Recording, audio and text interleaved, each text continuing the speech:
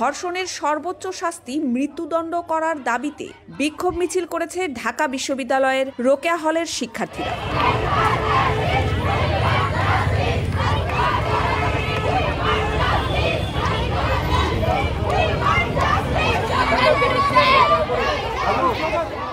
আজ সন্ধ্যা ৭টার পরে রোকেয়া হলের সামনে থেকে শুরু হয়ে ভিসি চত্বর ঘুরে আবার রোকেয়া হলের সামনে এসে মিছিলটি শেষ হয়।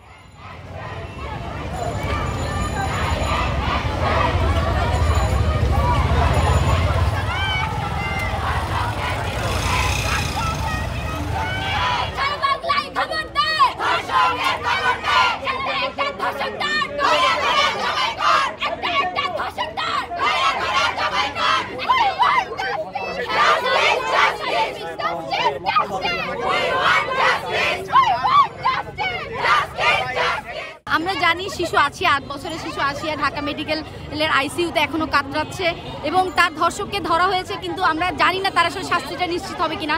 কারণ আমরা এর আগে কয়েকদিন আগে নিউজে দেখেছি যে শিশু পূজাকে ধর্ষণকারী সেই লোকগুলো কিন্তু ছাড়া পেয়ে গেছে জামিনে, তাদের কিন্তু যাবজ্জীবন কারাদণ্ড ছিল। তো আমাদের আজকের এই মশাল মিছিলের কারণ হচ্ছে যে ধর্ষণগুলো হচ্ছে সেই ধর্ষকদের গ্রেফতার করা এবং তা আমরা যেন তাদের বিচার দেখতে পারি। আমরা কিন্তু দেখি ধর্ষণের ঘটনায় যদিও বা গ্রেফতার হয়, কিন্তু তারা আসলে শাস্তি পাচ্ছে কিনা আমরা কিন্তু জানি না। কারণ 2-3 বছর পর তারা জামিনে বের হয়ে যায়, প্রভাব না তাদের এলাকার প্রভাব থাকে, রাজনৈতিক প্রভাব, অর্থনৈতিক প্রভাব, সামাজিক প্রভাব খাটিয়ে। তো আমরা চাচ্ছি এই যে বিচারহীনতা সংস্কৃতি এটা বন্ধ হোক এবং ধর্ষকদের বিচার কার্যকর হোক এবং আমরা যেন নিউজে বিচারটা দেখি।